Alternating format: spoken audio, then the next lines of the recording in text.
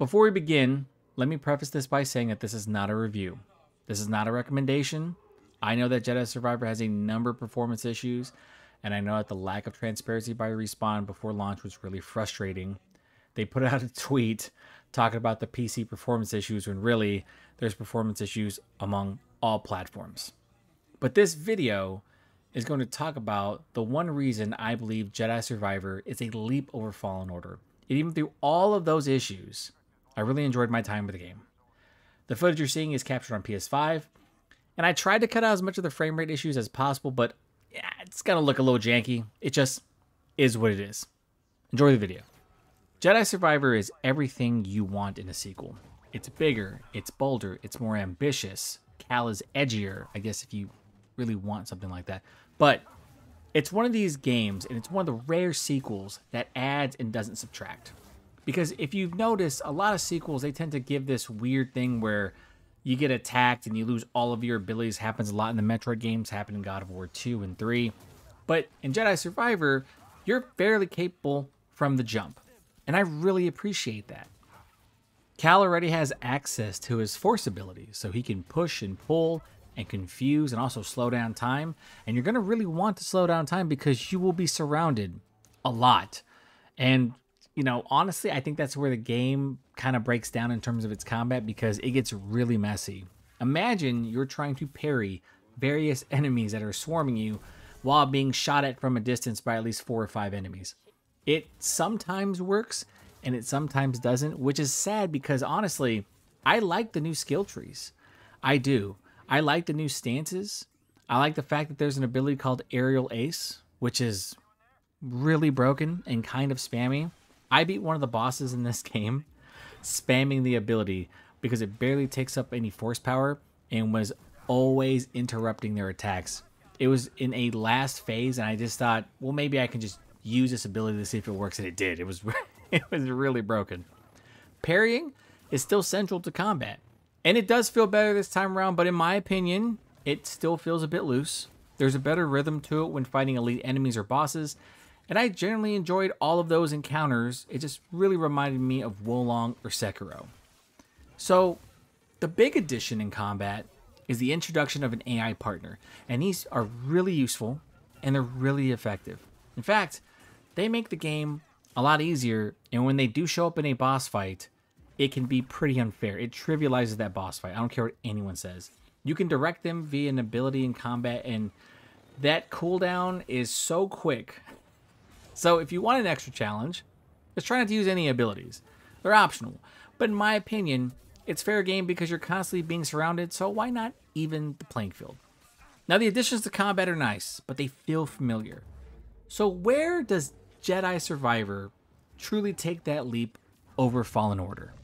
Is it the boss fights? Because I know a lot of people have fought the Rancor and struggled. I've seen some people saying it's taken them up to an hour to beat. It took me a couple tries because I just ended up spamming it into certain attack patterns and then killing it. And listen, if you want to make yourself feel better, when you defeat the Rancor and you get past all the cutscenes, jump back onto the body of the Rancor and Cal will just float above it. Looks like he's just treading air. But look at that face, though. That is the face of a man who has tasted victory. But the boss fights are definitely an improvement. This upcoming one right here, this was a tough one. The Jedi! Get ready to die! Ah! Let me down! I'll get you! Ah!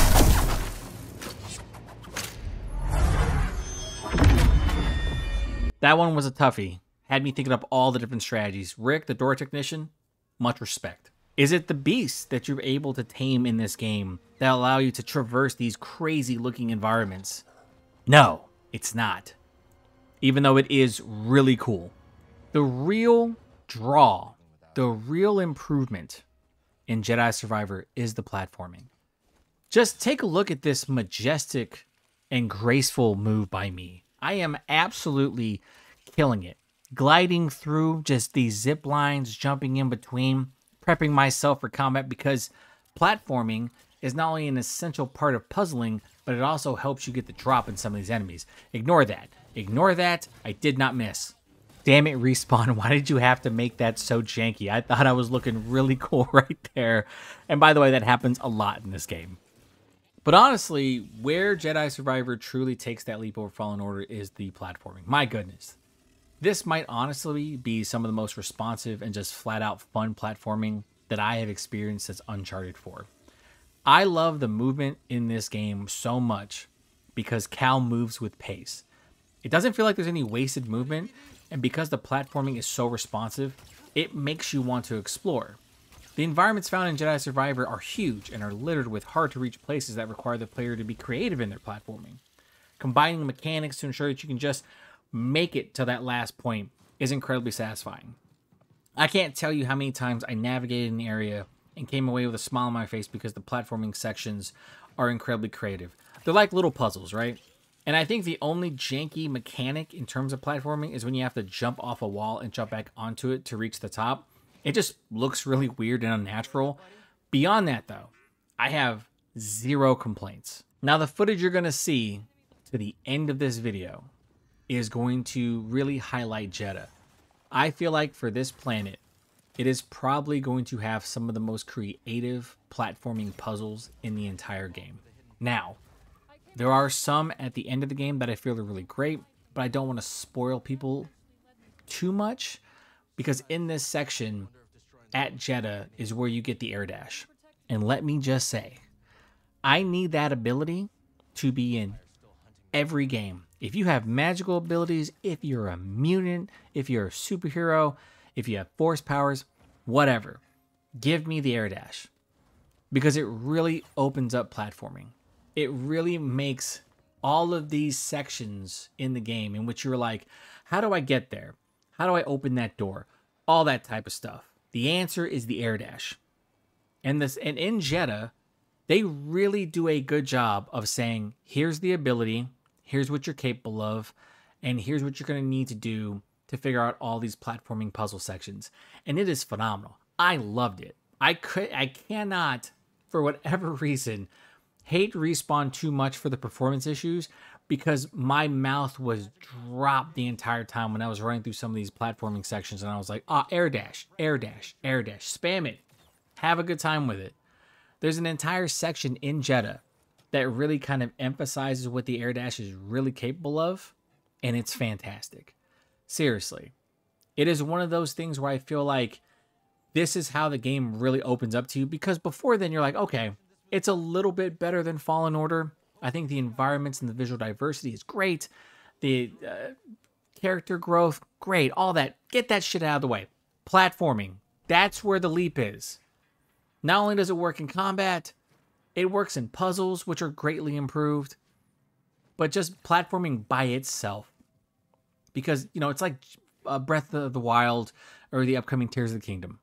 You have these games that tease you so much and say, look, there's this really unique rock formation or this mountain. How do you get there?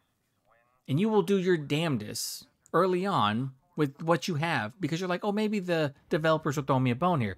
Maybe there's a hidden thing that I can find. Maybe there's a hidden rope that I can cut or a zip line. None of that. The air dash is the answer. This game, Jedi Survivor, operates just like a Metroidvania. It really does. So when you get the air dash, make sure that you go back to every area, every place that you struggled with, and spam that thing. It looks really cool, depending on who you ask. I thought it looked goofy at first, but then I got really used to it because once he starts to air dash and mantle, that momentum, that pace is just, wow. That is chef's kiss stuff right there, Respawn. That is fantastic work. And I shouldn't have been too surprised because, let's be real, Titanfall 2's movement was fantastic, right? The wall running, all that stuff, everything you can do in combination. And that's what they do here. You are able to combine mechanics that will absolutely solve almost every major puzzle in this game, especially when you're looking at an area and going, I can get to that. The moment you get the air dash, that's all that jumps through your head. I can get to that, right? Like, what do I have to do to push myself to get to that part? Because if you time it correctly, if you get that timing down perfectly, you're more than likely going to get to that area. And I love it so much. I think it's one of the most impactful introductions of a mechanic in a game because it's really funny that Respawn would take certain areas and just create these really long sections and kind of go, that distance is pretty deep, far, huh? What are you going to do about it? The answer is air dash. Amazing. Now, I lied to you guys. If you made it this far, honestly, platforming is really not the reason why Jedi Survivor is a leap over Fallen Order. The real reason is Turgle. Let me tell you something right now. Look at this goofy looking bastard.